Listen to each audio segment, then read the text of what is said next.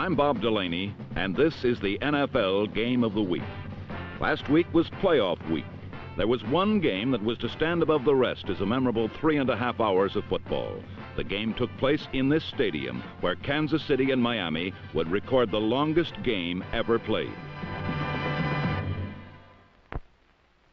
The Chiefs and the Dolphins were to demonstrate perhaps more than ever before why the game is called football. Jan Stenerud's towering kickoffs were a weapon in themselves, preventing any return on almost every one of them. From the outset, the Dolphins would try to run on Kansas City's defense, number 2 in the AFC against the run. And throughout the first half, the Dolphins tandem of Jim Kick and Larry Zonka would be unable to do so. In fact, the Chiefs dominated the first quarter both on defense and on offense. The Chiefs moved well early in the game with Dawson's setbacks, number 14 Ed Podolak and number 38 Wendell Hayes having more success than Miami's touted duo.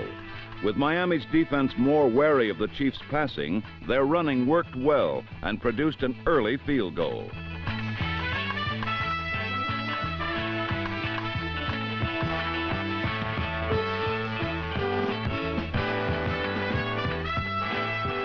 Then on the Dolphins' second series, Greasy sprung Paul Warfield for his first catch and the Dolphins' first down. Greasy would try to mix his targets, however, especially trying to clear his tight end over the middle. He tried this and failed, as middle linebacker Willie Lanier was in perfect zone coverage, intercepted, and caused one of the few turnovers Miami has suffered all year. An isolated view of Greasy on the last play showed that he saw his mistake immediately and came over to help on the tackle. Though he was not needed on the tackle, Greasy was playing with a sore shoulder, and it was a tribute to his courage that he tried.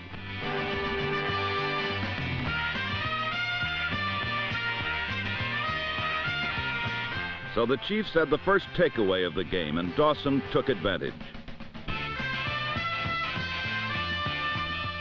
From the Dolphins' 30, he moved goalward with his runners, then tried to hit Otis Taylor for the score. But the Dolphins' secondary defensed Taylor well, one of the keys to the game.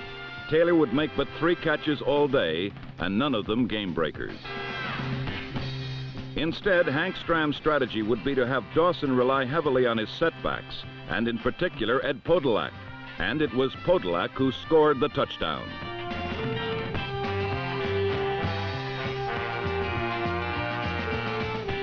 Repeating the score, we can see Dawson look the defense one way and go the other, where he had Podolak and number 76 guard Mo Mormon ready to stamp out any would-be tacklers.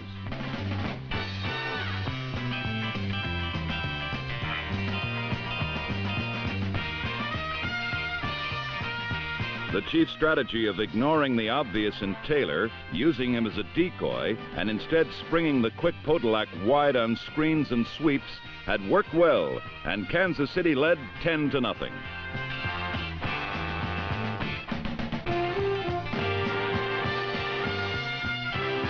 Conversely, Miami's only offense so far had been the obvious, Greasy to Warfield. Number 42 is a magician in cleats and took the Dolphins into Kansas City territory on the last play of the first quarter.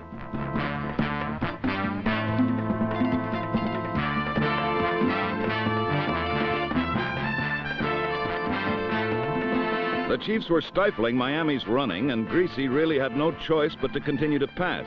He was receiving good protection, and this, plus his ability to roll out of pressure and throw accurately on the run, is one of the reasons the Dolphins got to the playoffs.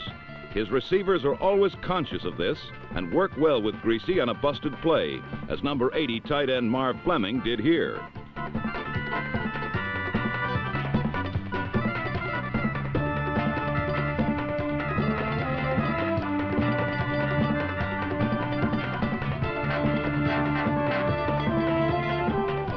Three plays later, the Dolphins' Larry Zonka snuck over for Miami's first score.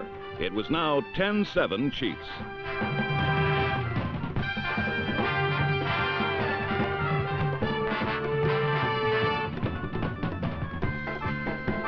Dawson kept getting the big play from Ed Podolak, who had his greatest pro game last Saturday. The Chiefs' downfield blocking for Podolak was superb, and Podolak again sparked the Chiefs into Dolphin territory.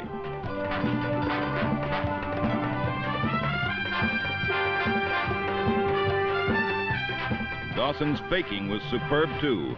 On the next play, he fooled almost everyone with 3 backfield fakes. However, he failed to fool Curtis Johnson, number 45, who stayed right with Otis Taylor and halted the drive with an interception. But the Dolphins failed to move with the interception, and the Chiefs got the ball back on a punt. It was Podolak again, using his deceptive speed to outrun the Dolphins' line and linebackers, 32 yards to the Dolphin 29. This was to be one of the key series in the game, for although Podolak had taken them deep, the Chiefs came up empty. The Dolphins stopped them on 3 downs, and Jan Stenerud missed a 30-yard field goal. Stenerud had just been selected to the Pro Bowl over the Dolphins' Garo Yepremian, but the Norwegian ex-ski jumper had not had a particularly good year and had missed many medium-range attempts this year that were sure things for him in the past. None was more important than the one he missed here. So the Dolphins took over with under 4 minutes left in the half. And although Greasy had some success with short flips to his setbacks, the Dolphins could not reach midfield. Aside from the 1 touchdown drive, Miami could not figure out the Chiefs' defense, which was keying on Miami's runners and for the most part pressuring and containing Greasy. The Chiefs took over with 1.5 minutes left in the half. It was here that Ed Podolak, who had played so well throughout the game, made his only mistake. Trying merely to run out the halftime clock, Podolak lost the ball, Dick Anderson recovered, and the Dolphins would have the last shot before the half.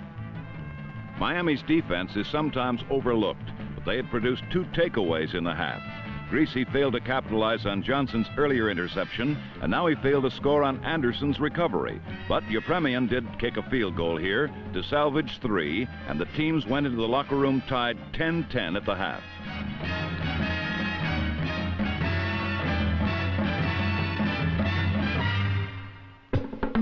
In the third quarter, the Chiefs galloped downfield again on a long, time-consuming drive of the type Dawson used to beat Oakland to gain the playoffs. Stram decided to let Dawson use his wide receivers more in the second half on medium-range passes in front of Miami's zone. And 2 of the key plays in the drive were passes to number 17 Elmo Wright and to Otis Taylor, who lateraled to Podolak.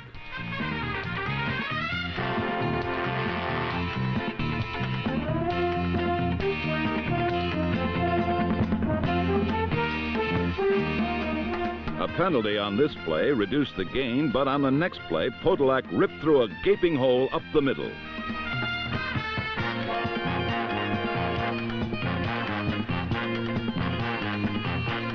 Stram had inserted the 3rd in his big back arsenal, Jim Otis, and number 35 made a key first down on 3rd and 2 from the Dolphin 13, bouncing off his own blocker and moving to the 1.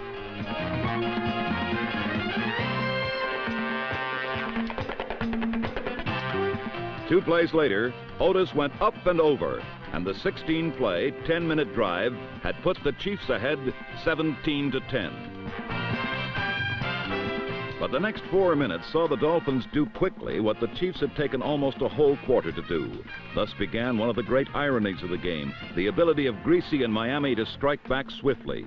First, Greasy hit number 81, Howard Twilley. Then it was Warfield on a quick post between Jim Kearney and Emmett Thomas to the Chiefs' 7.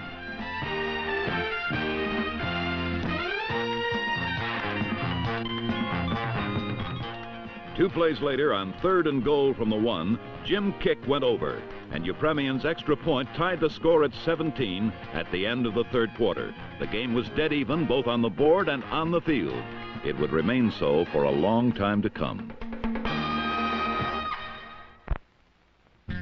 On the first play of the 4th quarter, Nick Bonaconti recovered a fumble in Chief territory, and the Dolphins picked up where they left off in the 3rd period by moving the football.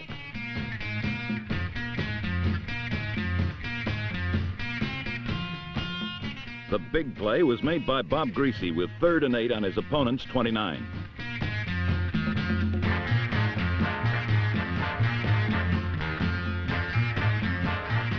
The cool-headed quarterback with the aching left shoulder was brought down hard on his opponent's 17. Greasy was playing on courage, for few people know how much his shoulder injury has bothered him. Notice how limp his left arm appears. It's almost completely immobile, and though it's not his passing arm, the disability definitely hampered him in the last 3 games of the season, 2 of which Miami lost.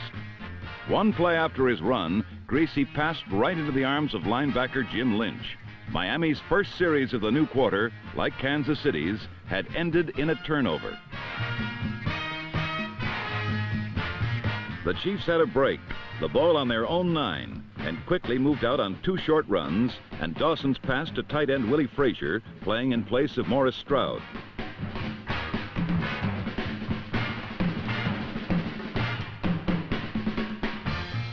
The Chiefs' short game had drawn the Miami defense in tight.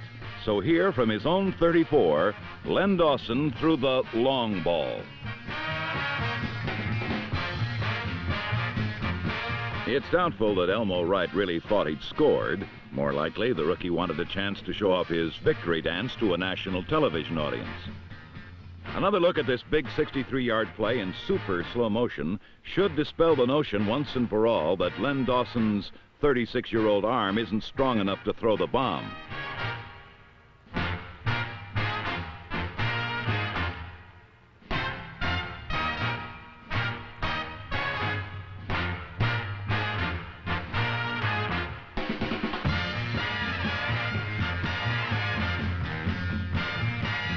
On the next play, behind beautiful blocking, Ed Podolak powered past safety Dick Anderson into the end zone for the touchdown that put his team in front, 24-17.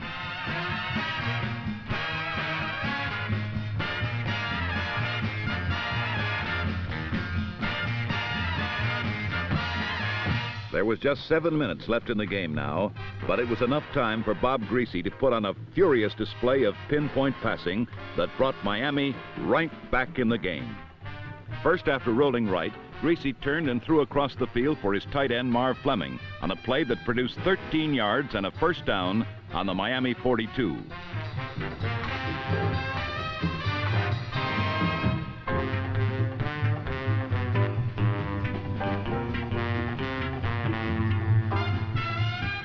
Here, Greasy sprung the reverse to Warfield, but the flanker fumbled. Luckily, Bob DeMarco recovered and Miami retained possession. 3rd and 13, and Greasy went to his ace Warfield, who had beaten Emmett Thomas over the middle. The Dolphins had the first down they so desperately needed.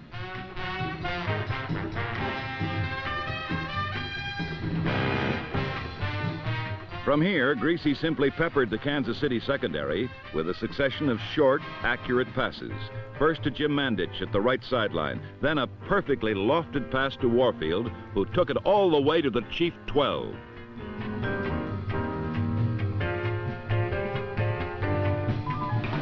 On this key pass, Warfield was operating on the short side of the field with little room to maneuver, yet his moves completely fooled Emmett Thomas, number 18, who could only leap in a futile gesture at the pass over his head.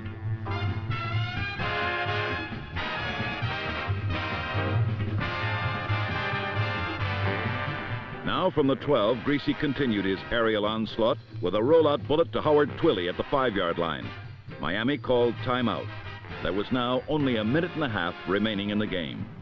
Here on his opponent's 5, with no time left for mistakes, Bob Greasy vividly demonstrated why in this, his 5th NFL season, he has become the complete pro quarterback. Greasy's primary receiver was blanketed in the end zone, so he improvised. Rolling to his right, he spotted a secondary outlet in Marv Fleming and hit him for the touchdown.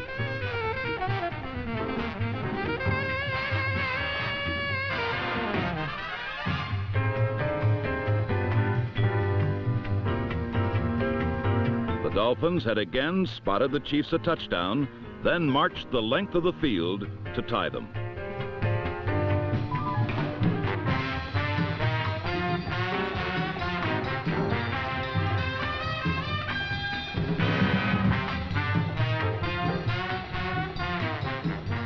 But unbelievably, even with a little over a minute left, this game was far from over.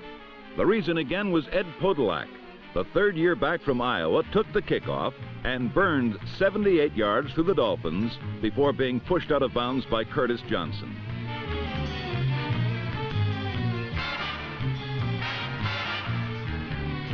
It was fitting that the all-purpose Podolak made the big play, for his consistency and variety of talents are a major reason why the Chiefs won the Western Division for the first time since 1966. Now Kansas City had the ball on the Miami 22 and elected to lifelessly run 3 consecutive times. It ensured keeping the ball for the almost certain field goal that would win the game. The strategy also served to run the clock down, despite the fact that Miami called time immediately after each play. So the stage was set for Jan Stenerud, possibly the premier kicker in the game, to kick the winning field goal from the 32-yard line with only 35 seconds left.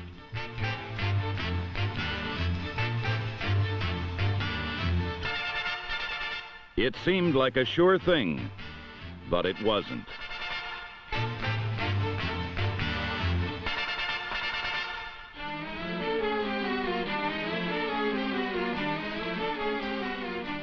Incredibly, Stenerud had missed the chip shot, and Miami took over with the game still deadlocked at 24 points. Surprisingly, the Dolphins failed to even run out the remaining 35 seconds and were forced to punt with 7 seconds left. Time expired by the time Dennis Homan made a fair catch. But here, Hank Stram decided to forego the attempt of a free kick, which would have had to travel 70 yards and could have been returned by Miami. The game now went into overtime. The crucial coin toss was won by Kansas City. Remember, in sudden death overtime, the first team to score in any way wins, so the Chiefs had a decided advantage already. Garo Yepremian kicked off, purposely keeping the ball low and away from Ed Podolak. But he ended up with it anyway, and again made a fine return, giving his team excellent field position on their own 46. Already, the Chiefs were close to Stenerud's field goal range, and they quickly improved their position on the first play when workhorse Podolak took a screen into Miami territory.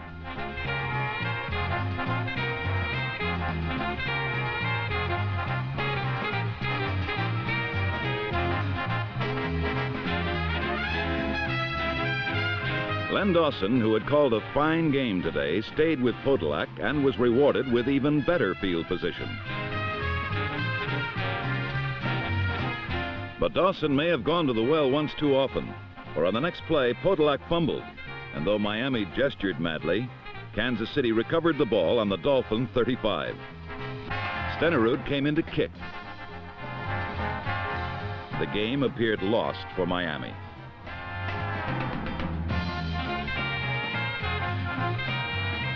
But Nick Bonaconte blocked the kick, and the Dolphins again had a new life after teetering on the brink of defeat. On this series, Miami's first in overtime, the Chief defense seemed to vent their frustration on the Dolphins. Aaron Brown crashed into Greasy's sore shoulder, and the young quarterback obviously felt the pain. This was a great day for the AFC's #1 and #2 passers, both former Purdue quarterbacks, although a decade apart. Today, both were magnificent.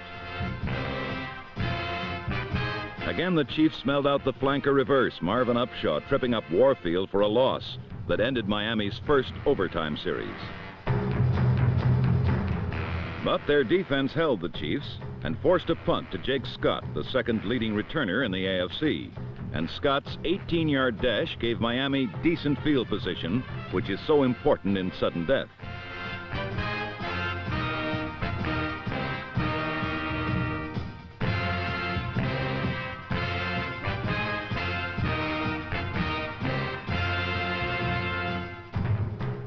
Miami picked up additional yardage and a first down when Greasy fired to Twilly at the right sideline.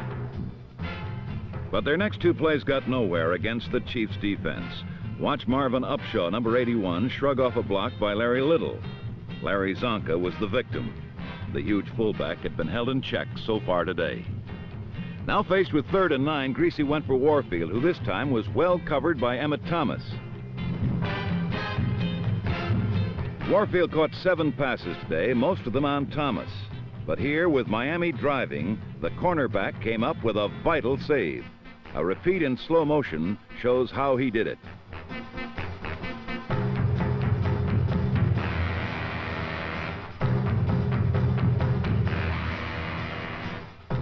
Thomas's heroics made it 4th down and forced Miami to try a field goal from the 52.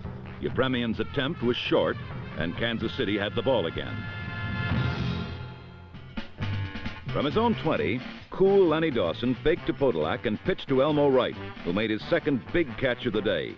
Miami was giving special coverage to Otis Taylor, and though he would catch 3 passes today, his total yardage was merely 12. Here, faced with extinction again, the Miami defense got tough. Ed Podolak was brought down for a loss by Nick Bonaconte, one of 20 tackles or assists made today by the Dolphin captain. Now faced with 3rd and 5 at midfield, Dawson tried for better position for his kicker and lost. Jake Scott fielded the ball and returned 13 yards to the Miami 46 to end one threat and set up a new one for his own team as the game went into the 2nd period of overtime.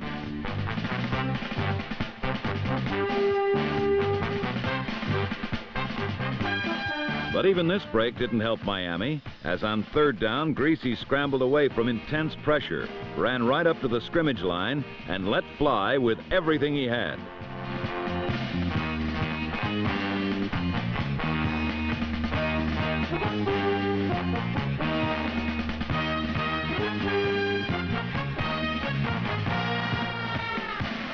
Jim Mandich had safety Jim Kearney beaten, but the pass was on the wrong side and fell incomplete.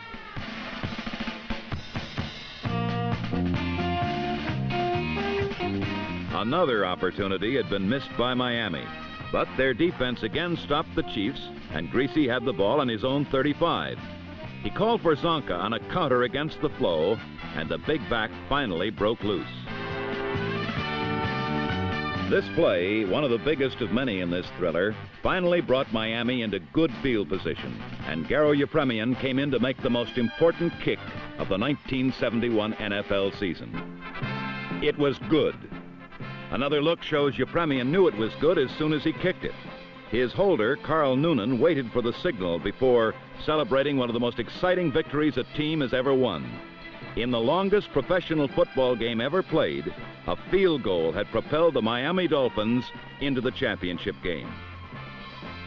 In only the 4th sudden death overtime in the league's history, the Kansas City Chiefs' dream of a 3rd Super Bowl was ended, while Don Shula's young team had kicked and scratched and came from behind to prove that they're a team that has arrived.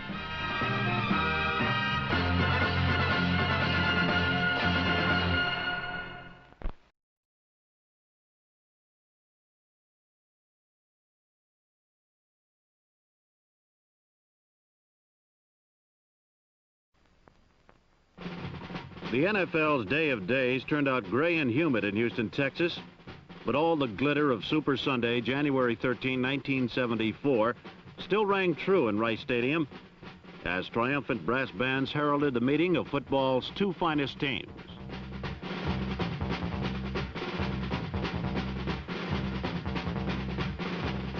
From the National Football Conference, led by head coach Bud Grant, the Minnesota Vikings had come to challenge the defending world champion Miami Dolphins of the American Football Conference in Super Bowl VIII. The Vikings traditionally have lived on the swarming defensive tactics, but this year, guided by the veteran quarterback Fran Tarkenton, the mighty Purple People achieved the overall consistency and balance necessary to catapult them to super status. And ironically, if there was a weakness on the Minnesota team, according to pregame analysis, it was on defense, where the once indomitable Purple Gang had proven to be vulnerable to a straight-ahead running attack during the 1973 NFL campaign. And though the Vikings' front 4 Norsemen, as they were called, was a star-studded unit, it was across this line, in the battle with Miami's magnificent outcasts, that most experts believe this game would be won or lost. Magnificent outcasts like 6'6" left tackle Wayne Moore, once cut by the San Francisco 49ers. And right guard Bob Kuchenberg, who would play this game with a broken arm, had been axed by Philadelphia and Atlanta before catching on with a minor league team of the Chicago Bears. The all-pro center Jim Langer had been signed as a free agent and put on waivers by Cleveland. And pro football's premier pulling guard Larry Little was also a free agent who was dismissed by the San Diego Chargers. Tackle Norm Evans, the only remaining original Dolphin, was acquired in the AFL expansion draft from Houston in 1966. And the character of these magnificent outcasts was clearly the character of the Dolphins' full 40-man roster. For even as they approached the doorstep of a professional football dynasty, exceeding even the glory years of the pack, people doubted the credibility of these champions who wore the colors of Howard Johnson's. Still, in honor of their unprecedented third consecutive Super Bowl appearance, the Miami Dolphins were rated slim favorites to retain their title on this afternoon of champions. But all the experts agreed that the story of this game would be told in the trenches, where Minnesota's defensive front four Norsemen would battle Miami's magnificent outcasts. In this, the NFL Game of the Week, Super Bowl VIII. I'm Al Meltzer. Miami began play as everyone expected they would, sending their great stud horse Larry Zonka charging straight ahead. A repeat of the play shows that an overpowering block by number 79 Wayne Moore cleared the way for Zonka's 16-yard bolt. Then, to keep the linebackers honest, Bob Greasy turned to Marlon Briscoe on this quick out. Good for 6 more yards. Then, as he would all afternoon, Greasy capitalized on Minnesota's overreaching pursuit, giving to Zonka on a counter play which brought the ball to rest on the Vikings' 8-yard line. 2 plays later, the Vikings were again finessed by misdirection, and Zonka rammed home on a quick hitter, giving Miami a 7-0 advantage after their first offensive series. The 10-play, 62-yard drive was a stunning display of offensive mastery spearheaded by Larry Zonka. And just as they had begun the season with such a drive against the college All-Stars nearly 6 months ago, they had begun against the Minnesota Vikings in Super Bowl VIII. Then it was Fran Tarkenton's turn to answer the Dolphins. But Miami's defense was no less masterful than the offense, and Minnesota was forced to give up the ball without a first down. Still, Mike Eischeid's punt almost netted Minnesota a needed break when Ron Porter separated Jake Scott from the football. But Scott, in the way the champions will, recovered from his mistake when it appeared that he was out of the play and the Miami attack was back in business. And once again, Bob Greasy sent Larry Zonka tearing relentlessly into the belly of the Viking defense.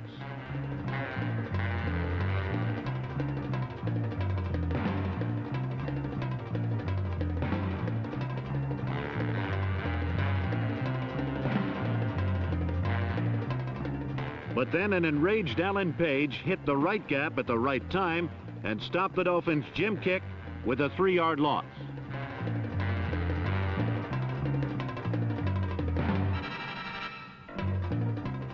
But coolly confident of his running game, Greasy backpedaled, showing pass, and handed to Zonka, who rammed ahead for 12 yards on the 2nd and 13 situation.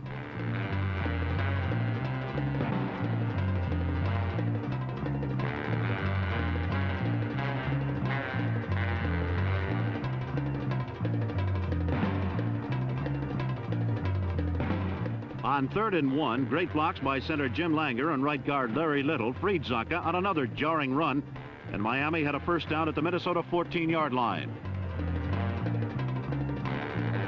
Mixing his plays perfectly and taking advantage of a Viking blitz, Greasy then found Marlon Briscoe under the Minnesota zone, and Miami had a tough 13-yard gain the easy way. 2 plays later, Jim Kick squirmed into the end zone, and the Dolphins had a 14-0 lead without allowing the Minnesota Vikings a first down thus far in the first quarter.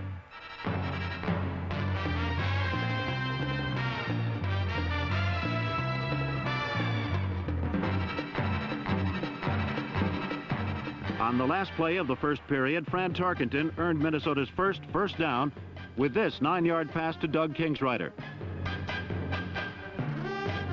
But on 3rd and 1 at the top of the second quarter, a submarining Manny Fernandez drove Viking guard Frank Gallagher into the Minnesota backfield, and the Vikings once again were forced to relinquish the football.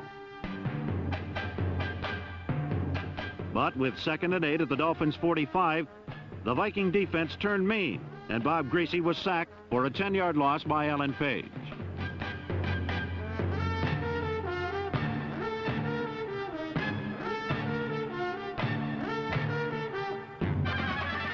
Facing 3rd and 18 and leading 14-0, Greasy surprisingly elected to put the ball up again. And only a fine save by the Viking free safety number 22, Paul Krause, prevented a spectacular and perhaps a game-breaking reception by Marlon Briscoe. A second look at the play shows that Greasy's accurate throw was even more remarkable, for upon releasing the football, he was powdered by a hard-charging Carl Eller.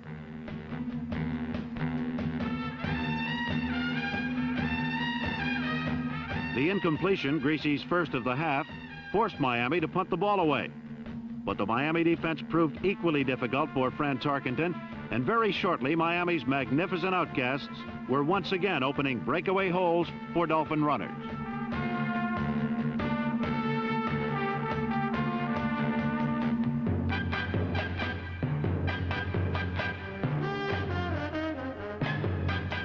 The bruising Larry Zonka again cracked deep into Viking territory, and the Dolphins appeared on the threshold of completely dominating the Purple Gang. But needing only 1 yard for a first down, young middle linebacker Jeff Seaman met Zonka head-on, and Miami was forced to try a 28-yard field goal by the little Cypriot sidewinder Garo Yepremian.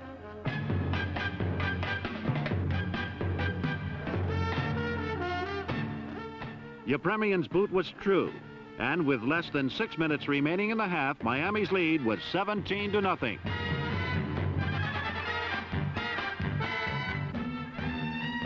Then Fran Tarkenton urged the sleeping Vikings offense to life, first hitting tight end Stu Voigt for a 17-yard gain, and then connecting with Voigt again for a 14-yard gain that almost resulted in a fumble, but the ball was ruled dead at the Miami 46.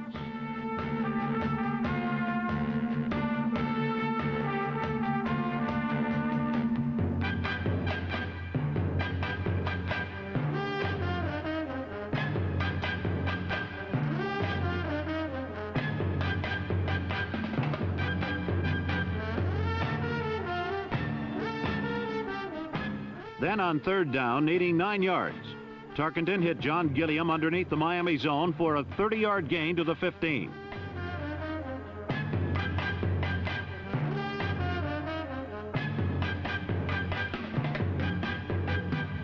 But there, the drive ground down to a 4th down and short at the Dolphins' 6-yard line.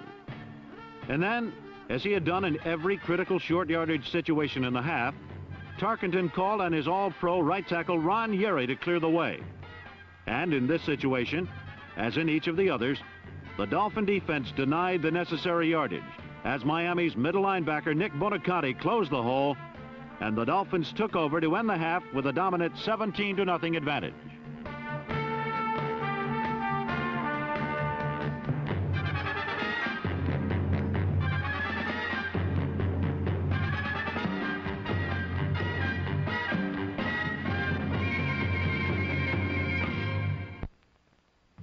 The Dolphins emerged from their dressing room for the second half fully confident of their ability to keep control of the game. Miami is the most difficult team in the league to come back against. Given any kind of lead, and with a 17-point bulge that they had fashioned, they were almost out of sight. With the stingy Dolphins defense and the runs of Larry Zonka to control the ball for long stretches on offense, Don Shula knew that the only way his Dolphins could be caught was by some long ball magic. And on the second half kickoff, that magic very nearly caught up with him when John Gilliam carried the ball back 65 yards.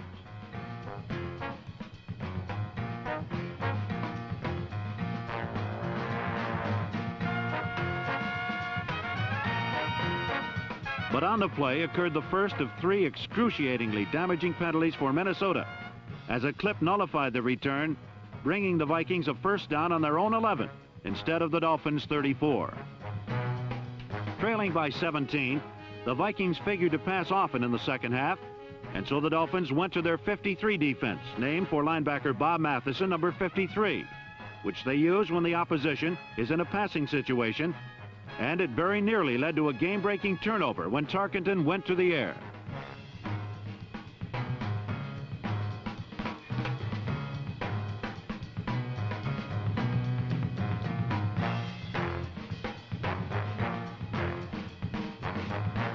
Repeating the play reveals the reason for number 57, Mike Colin's disappointment. For when forced to dump off a short one, Tarkenton very nearly threw a touchdown pass to him.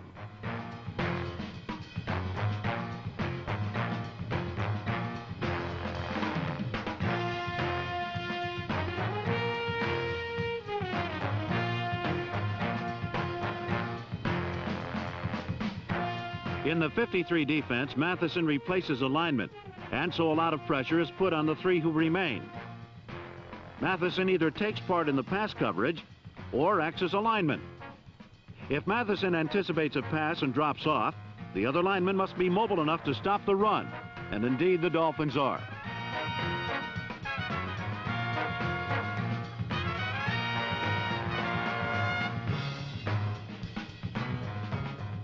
But they must also be quick enough to mount a pass rush. For if given enough time, no coverage will hold up long enough to contain a quarterback of Tarkenton's caliber. Here again, the Dolphins have what it takes. The Vikings went nowhere on their first possession of the second half, and a repeat of this third down sack shows the reason the Dolphins so successfully use their 53 defense. Watch number 75, Manny Fernandez, as he first shocked center Mick Tinglehoff, number 53, and then is by guard Ed White, number 62, before he can intercept Fernandez's rendezvous with Tarkenton.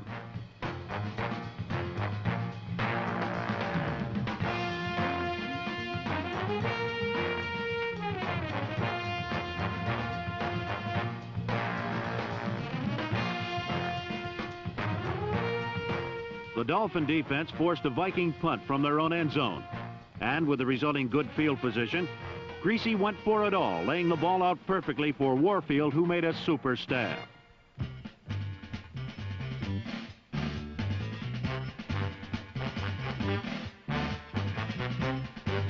Warfield, injured earlier in the week and a questionable starter at game time, had reported to Greasy early in the game that he could go full strength. Greasy had waited for the right time, and Warfield had graphically proved his readiness and his greatness. But with a critical third down, the Vikings defense finally swamped the Dolphin offense with an 8-yard loss. The play should have forced a field goal, but again, the Vikings committed a grievous penalty. A holding penalty giving Miami a first down on the 6. 2 plays later, Zonka barged in for his second touchdown of the game.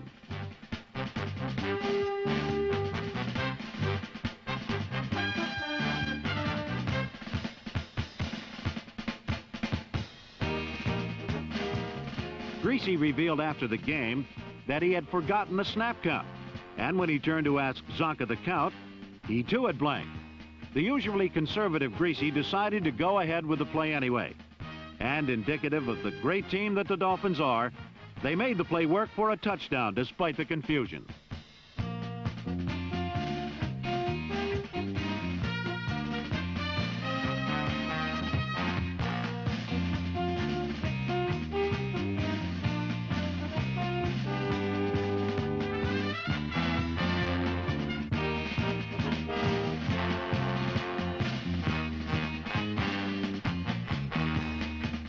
Zonka, who required stitches near his off-broken nose in the first half in order to continue the game, was momentarily stunned, but he rested in the end zone with his second score of the day, and typically, the first man to congratulate him was a lineman, guard Bob Kuechenberg.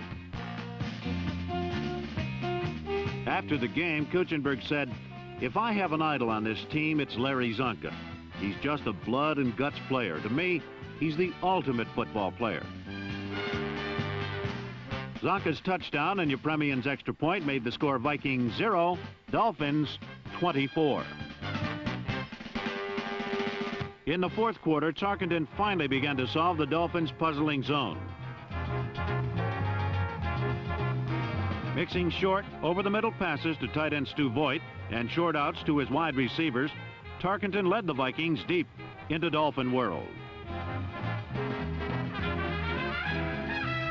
Finally, with 12 minutes left in the game, Tarkenton kept the ball himself and crossed the Dolphin goal line.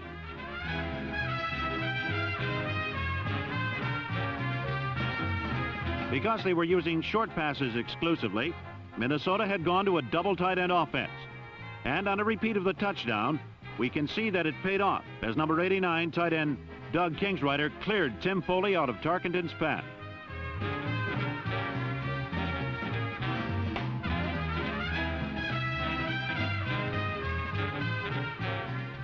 Trailing now 24-7, Minnesota's only hope was an onside kick, and Fred Cox hit it perfectly.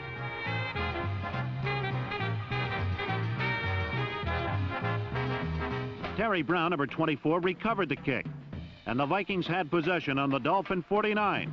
But once again, a big Viking play was nullified by a penalty, as they had been offsides, and their last chance appeared doomed.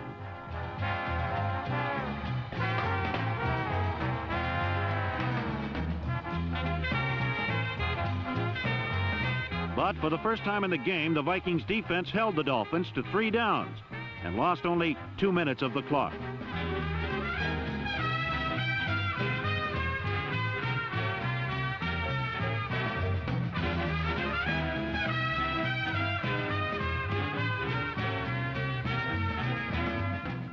But more importantly, what the Vikings had lost was field position. And as a crowning touch to a total team, Dolphin punter Larry Seipel dealt the death blow with a perfect kick.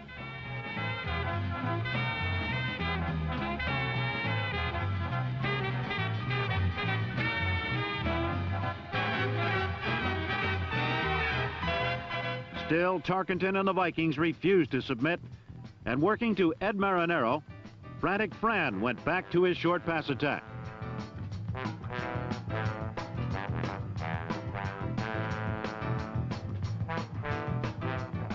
Marinero is the Vikings' best pass receiver coming out of the backfield, and he was in the game for that reason. But on the second catch of the drive, he proved he could run too.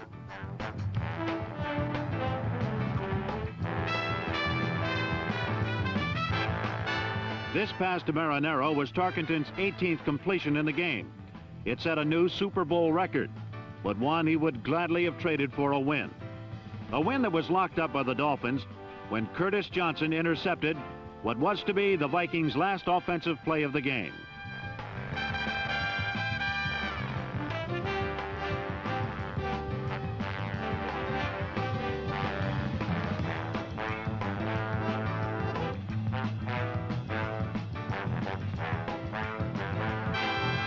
The Dolphin defense had done their part, and with 6.5 minutes left, they gave the ball over to the offense to accomplish their mission.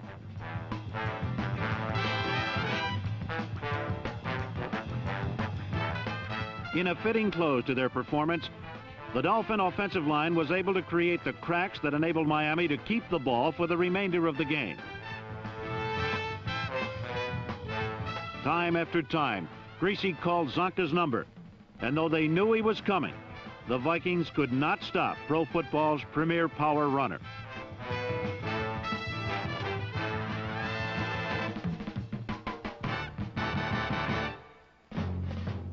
On the sidelines, the Dolphin defense celebrated and then watched the action, grateful that it wasn't they who had to try and stop Larry Zonka and his inexorable advance into Super Bowl history.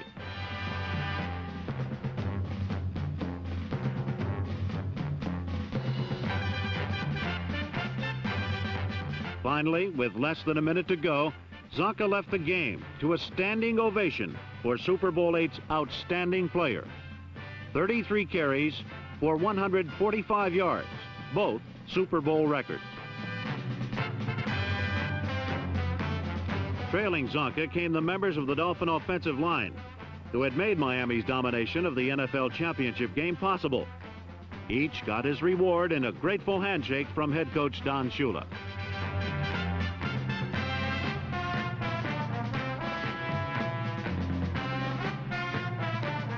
With their 24-7 conquest of the Vikings, Shula's Dolphins had matched the feat of Vince Lombardi's Green Bay Packers, back-to-back Super Bowl championships. They have now matched or eclipsed all of the great Lombardi records. A comparison is inevitable, for if Lombardi's great Packard teams were the team of the 60s, Shula's Dolphins are certainly the team of the 70s. And with just one challenge left to conquer, 3 straight Super Bowls, they may be the greatest team of all time.